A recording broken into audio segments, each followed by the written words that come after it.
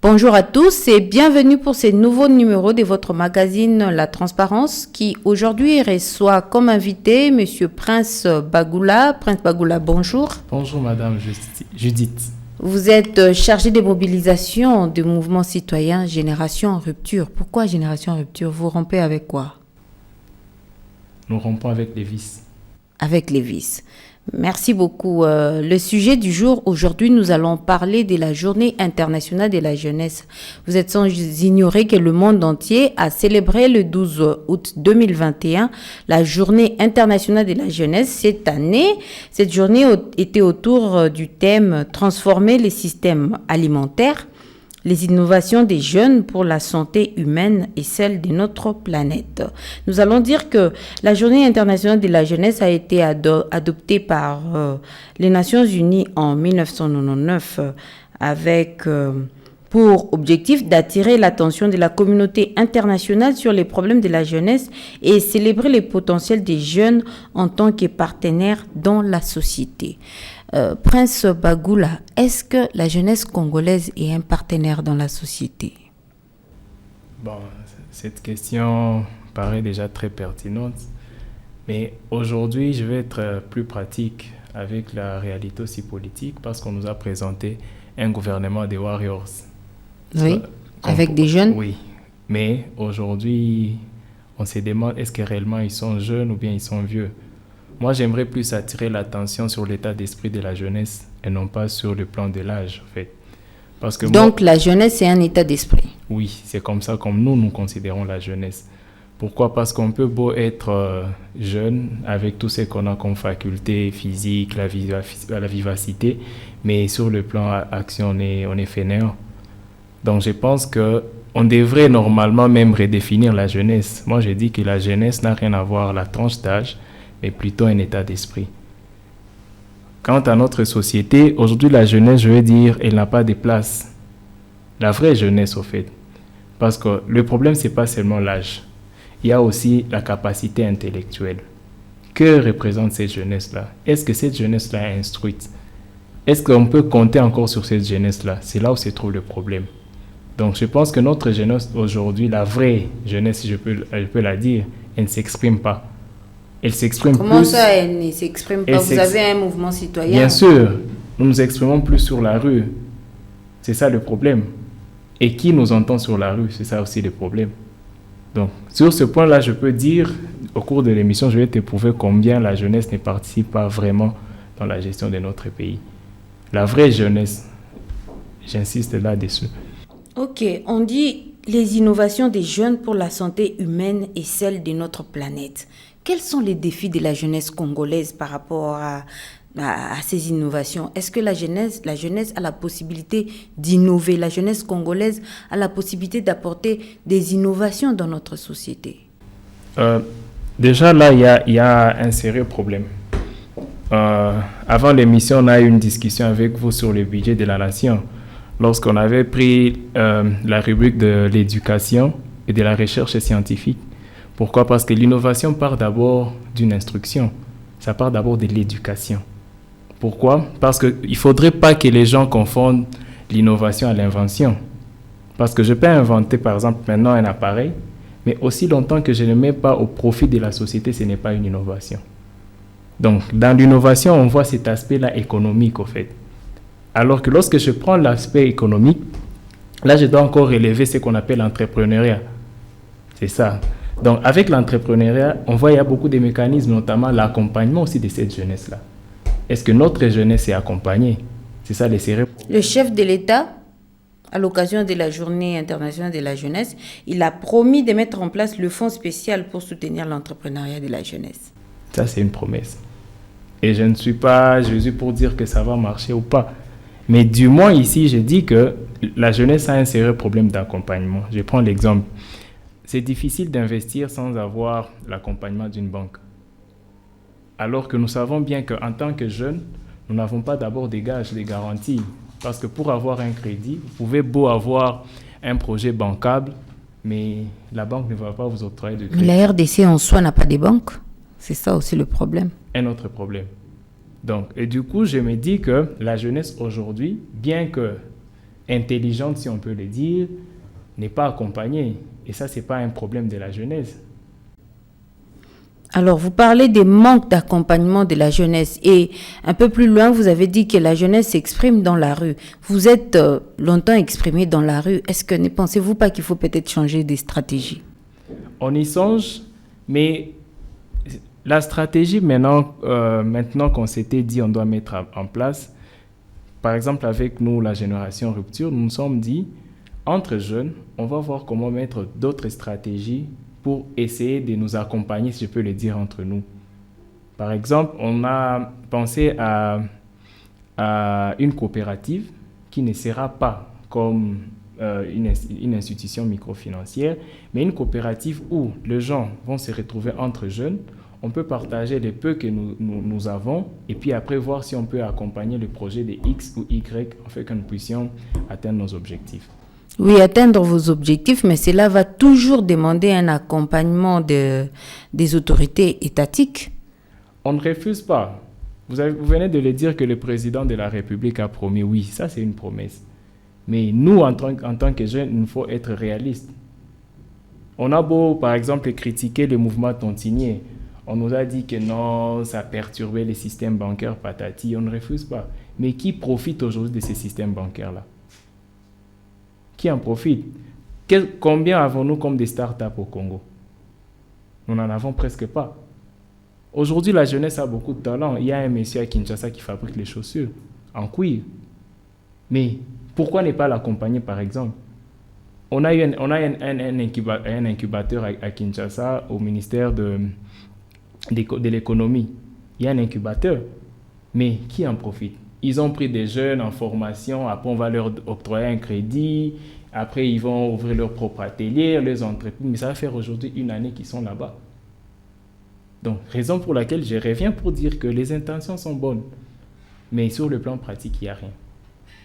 Raison pour laquelle on a pris notre petite stratégie là, voir comment accompagner, nous entraider entre nous, si je peux le dire. Pourquoi? Parce que je vais donner un petit exemple. On peut être à 10 jeunes. Ces 10 jeunes, on s'est dit, on a pas X a un projet pour $10,000. Mais il n'a pas cet argent-là. Qu'est-ce qu'on peut faire entre nous, sans garantie, avec la confiance? On s'est dit d'abord, on va lui donner ces $10,000. Entre nous, on peut cotiser et atteindre ces $10,000. La deuxième étape, c'est mettre nos connaissances pour que cette personne-là réussisse. Raison pour laquelle on est un peu sélectif. Parce que dans notre groupe, nous avons des juristes, nous avons des économistes, nous avons des ingénieurs. Donc, on peut voir comment faire bien les choses. Dans votre groupe, vous avez toutes ces personnes-là, tous ces jeunes-là qui sont instruits, disons-le ainsi, et ceux qui ne sont pas instruits, ils n'ont pas de place? On va les former. Vous allez les former. Vous avez ces possibilités-là de les former ou bien vous avez des gens qui vous accompagnent pour la formation? Déjà, on fait fi à nos compétences, au fait, et à nos capacités. Pourquoi je dis ça? Parce qu'on peut commencer sur le plan informel, mais je donne l'exemple. Il y a aujourd'hui des jeunes qui sont, par exemple, menuisiers. Ces menuisiers-là, où est-ce qu'il a été instruit? Il n'y a pas une école, à ce que je sache, une école formelle des menuiseries, une école formelle des maçonneries. Bon, à Kinshasa, oui, il y en a. Il y a ITP, il y a là où on les forme. Il y a même INPP qui commence à former. Ça, ce sont des écoles à cycle long. Par exemple, il y a des jeunes gens qui n'ont jamais suivi une formation normale, mais qui ont des capacités. Raison pour laquelle je dis que tout le monde n'a pas eu cette chance-là. Je donne un exemple simple. Un motard, par exemple, il n'a pas besoin d'un business plan. Mais nous, on peut lui montrer comment le faire. On peut faire à sa place. Il peut avoir un projet. Je peux élaborer pour lui un business plan et souscrire à un crédit, par exemple, et chercher un investisseur. C'est son idée, mais je l'aide juste pour atteindre son objectif. C'est ça, au fait, pourquoi on s'était dit, on s'est mis ensemble pour voir comment on peut s'entraider. Vu que, soi-disant, pour le moment, l'État, on peut dire qu'il n'a pas encore des capacités pour nous aider. d'une manière concrète. Mais est-ce que vous pensez que les jeunes Congolais sont conscients qu'ils ont du potentiel? Certains oui, et certains non. Pourquoi? Ceux qui pensent, ou bien ceux qui savent qu'ils ont cette potentialité, souvent ils sont manipulés. Raison pour laquelle je reviens lorsque je dis la jeunesse est un état d'esprit. Pourquoi? Tu peux être jeune, tu as tout ce que tu as comme capacité, tout ce que tu as comme vivacité, mais aller travailler juste pour le diadélo. Donc, ta jeunesse là, ce que tu as comme valeur, comment tu les utilises pour la République?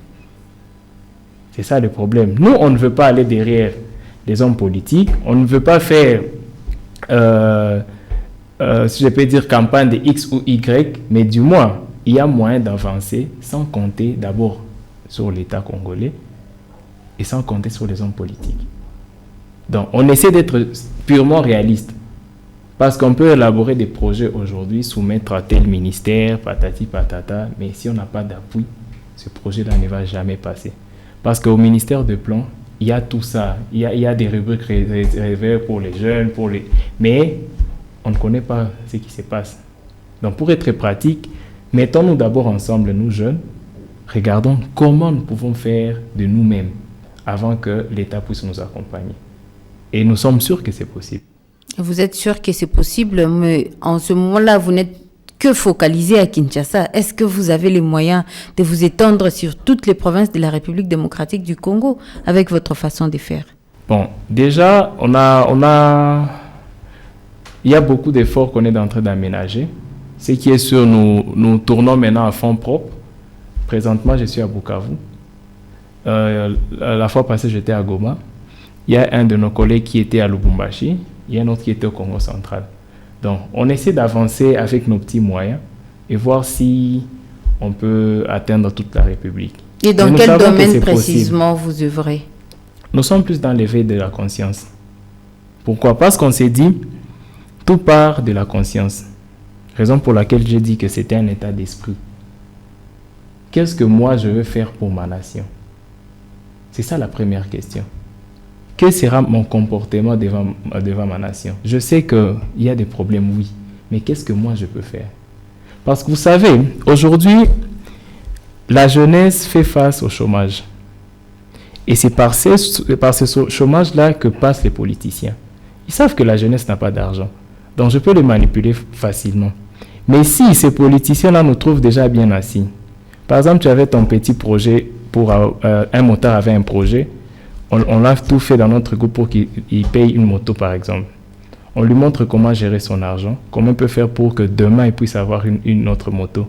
Ce motard-là, lorsqu'un politicien va venir, il va dire non, je ne peux pas courir derrière toi alors que je sais déjà faire mon argent. Donc, moi, je me dis, on part d'abord de la conscience et puis après, l'aspect social qui vient après avec les pistes économiques et l'entrepreneuriat.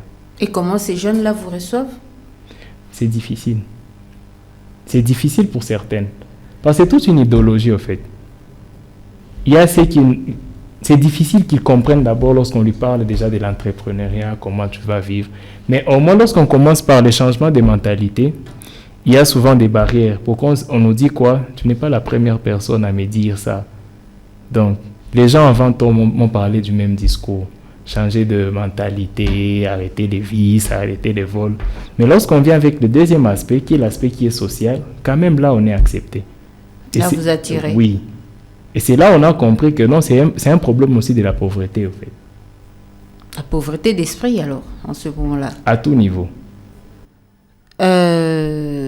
Dites-nous un peu, Prince Bagoula, parce que là, vous parlez de l'éveil des consciences. Quelle est la catégorie des jeunes que vous abordez en ce moment-là? Vraiment, nous partons d'abord de toute personne qui s'accepte d'être jeune. C'est ça d'abord la première chose. Pourquoi je dis ça? Lorsque vous parlez par exemple avec un monsieur qui s'appelle Crispin Kachal, vous ne sentez rien au fait de la vieillesse. Pourquoi? Parce que moi je dis, qui est jeune aujourd'hui, d'après ma compréhension, c'est toute personne qui veut un changement. Toute personne dynamique qui accepte ce changement-là. Alors que on va se rendre compte qu'il y a certaines personnes, elle a 18 ans, 19 ans, mais il te dit, ah, Mboko, vraiment. À son âge, déjà, il te dit que non, ça ne va pas. Mais lorsque tu lui proposes des solutions pour changer, la personne n'arrive pas à comprendre. Mais au contraire, si je peux l'appeler un vieux qui a 65 ans, il va t'encourager. Il va te dire que je suis fatigué, mais allez-y. Il vous donne même des idées. C'est là où moi je me dis, il y a un terme là, la jeunesse, que souvent je n'accepte pas. Lequel? Lorsqu'on dit que non, la tranche d'âge, qui est jeune, entre 18, 45 ans, entre 25, 35 ans, moi je crois que là, ce n'est pas le débat. Même lorsque, on a eu aussi une discussion avec des amis à Kinshasa, qui eux disaient que non, bah, vieux, on a donc le vieux comme l'ancien président du Sénat, Tambou Mwamba, les vieux. Alors, non, ce sont des vieux, ils doivent céder la place pour des jeunes. Oui, je ne refuse pas. Mais que va faire ce jeune-là? Cette personne-là, qu'est-ce qu'il va faire? Est-ce que c'est une personne qui est outillée? Est-ce que c'est une personne qui est préparée? On ne sait pas. Mais quels sont les vrais défis de la jeunesse congolaise? Parce que je crois que le problème doit commencer par là. Poser les vrais problèmes pour trouver des solutions. Le grand défi, le premier problème d'abord, c'est l'éducation. La jeunesse congolaise n'est pas bien instruite. L'éducation ou l'instruction? L'éducation d'abord. Pourquoi? Lorsque je prends de l'éducation, je prends tout ce qui est système. On va nous dire que non, il y a 1000 écoles, 2000 écoles, mais qu'est-ce qu'il y a à l'intérieur de cette école-là? C'est ça le grand problème. Parce que lorsque je parle de l'éducation, je vois aussi l'État. Mais lorsque je parle de l'instruction, je vois aussi la personne. Tu vois? Parce que ce n'est pas seulement parce que nous allons à l'école, parce que nous partons à l'université qu'on est instruit, non. Parce qu'il faudra aussi qu'il y ait un effort personnel qui vient après. C'est là où moi je parle de la conscience. Je pars à l'université, je sais que non, je peux tricher, je peux corrompre, mais je me dis non, je ne fais pas ça. Je fais tout pour que je puisse être bien instruit. Je crois que c'est cette nuance-là qu'on devrait prendre en considération. Donc moi je me dis, la jeunesse aujourd'hui, le plus grand défi, c'est d'abord l'accompagnement. Parce que lorsqu'on parle d'innovation, il n'y a pas d'innovation sans l'accompagnement. Prenons l'exemple des robots à Kinshasa, à Goma. Donc, si ces dames-là n'auraient pas été, si par exemple la dame-là n'a pas reçu tout ce qui était comme accompagnement, on n'aurait pas eu des robots à Kinshasa. Et vous connaissez l'histoire, comment la dame a été convoitée au Congo-Brazzaville, Angola, alors qu'en RDC, il n'y en avait pas. Donc, c'est lorsque je dis que où est le gouvernement dans tout ça? Parce que l'innovation égale la technologie. On a eu beaucoup de gens aujourd'hui, on a même des personnes qui ont soi-disant inventé des téléphones, des machines de lavage de mains. Bon, c'était juste une histoire. Citez-moi même une marque congolaise. Sur ce point-là, il n'y en a pas. Donc, il y a tout un accompagnement derrière ça. Donc, vous aviez dit le premier problème de la jeunesse congolaise, c'est l'éducation. Après l'éducation, il y a quoi? L'accompagnement. Il y a l'accompagnement. Et puis après, la conscience. Et puis après, il y a la conscience. Oui. Donc, si on peut relier ces 3 points, je trouve qu'on aura une jeunesse très forte. Alors, par où il faut commencer pour résoudre le problème? Par la conscience, malheureusement. Pourquoi malheureusement? Malheureusement, parce que l'éducation ne dépend pas seulement de nous. C'est ça le problème. Je peux beau vouloir avoir maintenant un master dans X, Y, Z domaine. Mais dans quelle université? C'est ça le problème.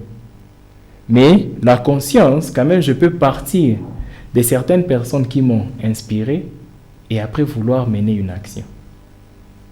Tu vois, par la conscience, je peux me dire non, je ne veux pas injurier Madame Judith parce que ce n'est pas une valeur. Mais je peux vous injurer, je sais que la police ne sera pas là pour m'arrêter. Raison pour laquelle je dis on doit partir d'abord de la conscience et puis après voir si on peut avoir un équilibre entre nous. C'est comme aujourd'hui on a eu à discuter sur les cas d'incendie qui s'étaient passés au sud Kivu. À Bukavu. Et moi j'ai toujours dit, oui, la responsabilité du gouvernement, ce n'est pas la première fois que notre État est en train de défaillir. Mais on ne va pas accepter aussi qu'on puisse chaque jour avoir des cas d'incendie. Nous, population, qu'est-ce qu'on peut faire? Je peux avoir 2,50 m à côté de chez moi, Je vois madame, je dis ce qu'il vient acheter, je dis maman, attends, quoi. Ah, bah, ouais, ah, ouais, c'est Jenga. Donc, il y a moyen aussi entre nous de prendre conscience, parce que vous n'allez pas me dire qu'à Goma, là où les gens aujourd'hui commencent à réfléchir, je ne peux pas avoir une parcelle de moins de 10 mètres. Ce n'est pas le gouvernement. Nous sommes dans un même état. Tu vois? Donc, moi, je me dis qu'on part aussi de la conscience. Et puis après, le reste, comme ça ne dépend pas de nous, va nous accompagner. Mais ça peut prendre combien de temps jusqu'à ce que, pour que cette population-là prenne conscience? Vraiment, je sais que tout ce qui est cas démographique, ce n'est pas, même des politiques. On n'a jamais pris une politique conjoncturelle pour réguler une chose qui concerne la population. Donc, la personne déjà, ce qui est sûr, on doit attendre des résultats après beaucoup d'années. Mais au moins, il faut commencer maintenant.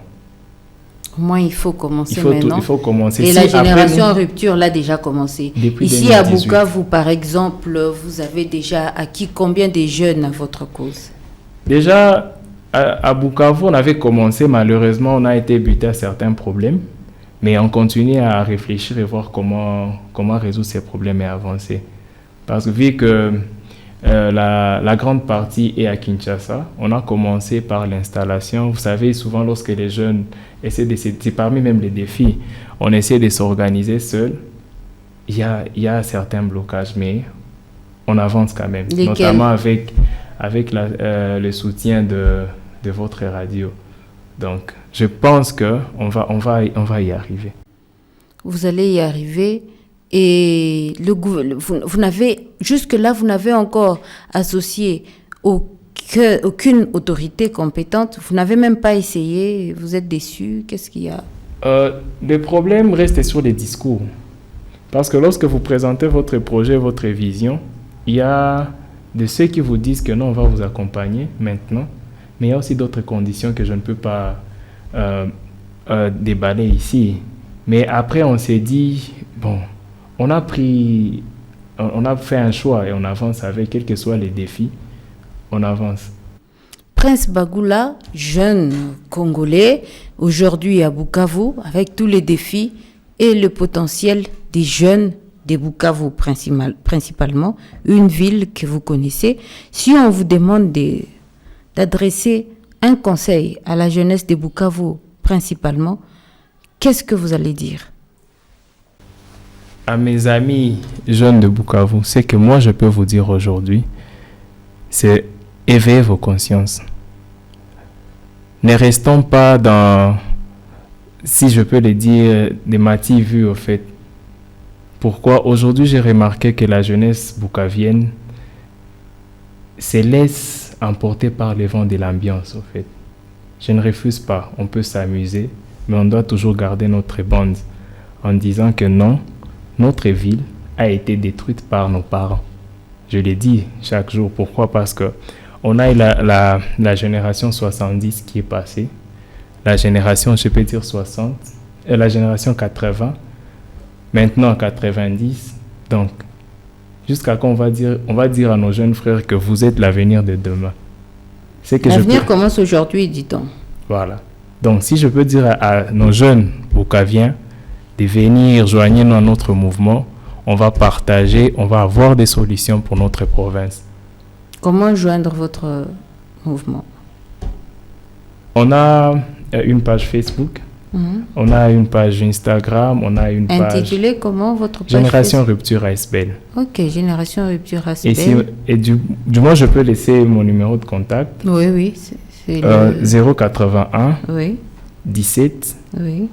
00 oui. 971.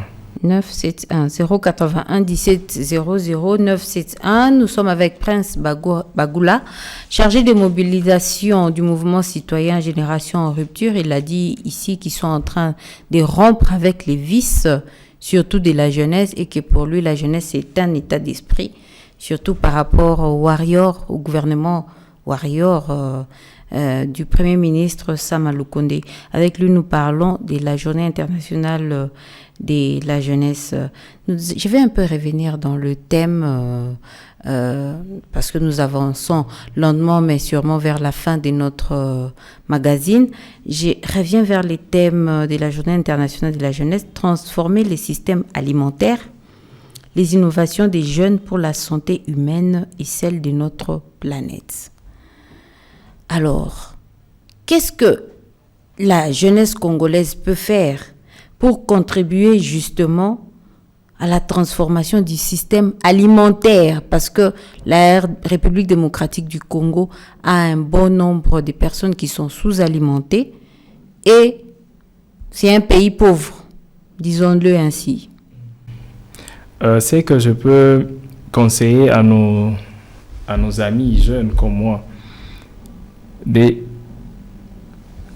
d'investir plus dans les secteurs agricoles, dans l'agriculture.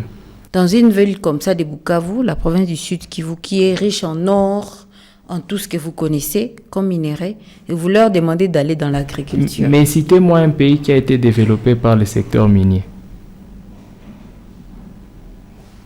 Il n'y en a pas. Parce qu'aujourd'hui, prenons les secteurs industriels. Pour les personnes qui ne le savent pas, aujourd'hui, on doit tout importer. C'est ça le premier problème. On doit tout importer. Alors que les tomates sont cultivées à Kavumu. À Katana, il y a les ananas. C'est ce que j'ai dit. Donc, on doit accompagner ces personnes-là qui ont des bonnes idées. Par exemple, tu peux avoir ta plantation d'ananas.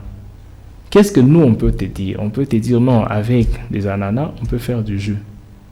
Mais tu vas nous dire, non, comment je vais faire la transformation? Nous, on va te donner cette technologie-là. Par exemple, on peut se dire, nous jeunes, qu'est-ce qu'on peut faire? Importer certaines machines et voir si on peut faire et créer des marques congolaises. Nous revenons encore vers les autorités compétentes. Importer, voilà.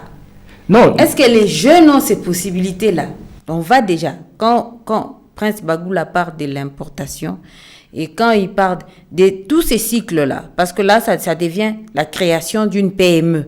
Est-ce que les jeunes ont la facilité de créer des PME? Oui, aujourd'hui, quand même, ça je peux encourager, au fait. C'est quand même un point positif. Aujourd'hui, pour créer une société, aujourd'hui, avec $120, tu as une société bien enregistrée. C'est possible. Donc, pour la création, c'est possible. Et tout le monde peut le faire. Mais le problème, c'est sur l'accompagnement. Raison pour laquelle je dis, il y a d'abord la technologie, au fait. Donc, lorsque je parle de la technologie, je vois plus la connaissance. Parce que tu peux être dans ton mouchambayako, tu es en train de cultiver les manioc et ne pas savoir, et ne pas avoir une idée que cette farine de manioc-là, je peux prendre ces manioc-là, je peux moudre ça, je peux bien conditionner ça, je peux créer une marque, je peux mettre dans un supermarché et les gens vont acheter. C'est ça le problème. Toi, tu vas te contenter, rester au village, prendre ta racine là de manioc, vendre ça ici en ville, les gens vont manger ça juste comme un truc là pour déguster, alors que c'est toute une richesse que tu as laissé pourrir là-bas. Mais tu vas partir au Rwanda, tu vas trouver le même manioc qu'on a bien conditionné et tu vas acheter ça à peut-être 10 fois le prix que ta racine là que tu as laissé dans ton champ. Aujourd'hui, je vois à Kinshasa, malheureusement, les gens prendre les jus Agacha qui est produit au Rwanda. Imagine-toi, alors qu'on peut le faire ici. Et il y a des gens sûrement qui font des jus de maracuja. Mais pourquoi ils ne peuvent pas avoir donc, comment ils ne peuvent pas conditionner seulement leur jus et vendre ça? Là, je pense que ce n'est pas le gouvernement. Là, ce n'est pas le gouvernement. C'est d'abord toi, qu'est-ce que tu fais de ce que tu as comme richesse? Ce qui est sûr, il y a la part du gouvernement que moi, je ne considère plus au fait. Mais comment faire avec nous-mêmes, avec notre intelligence? Qu'allons-nous faire au fait? C'est là où moi, je me situe. Comment faire avec ce que nous avons? Je crois que nous allons nous arrêter là aujourd'hui avec Prince Bagoula. Peut-être un mot à tous les jeunes, pas seulement aux jeunes de la ville de Bukavu, à tous les jeunes de la République démocratique du Congo qui vont te suivre à travers Seven Media. Chers jeunes, ce que je peux vous dire aujourd'hui est que c'est possible. C'est possible. Nous pouvons participer. Moi, je n'aime pas dire souvent on va développer notre pays. Mais ce que je peux dire, nous pouvons participer à d'abord l'émancipation de la jeunesse. C'est très important. Et après ça aussi, nous allons participer au développement de notre pays. par nous-mêmes d'abord, parce qu'il faut savoir qu'il n'existe pas de développement sans secteur privé. Donc, essayons d'abord de commencer quelque chose, mettons-nous dans l'entrepreneuriat et nous allons réussir. Merci beaucoup. C'est par ce message que nous mettons un terme à cette émission. Aujourd'hui, nous avons reçu Prince Bagoula.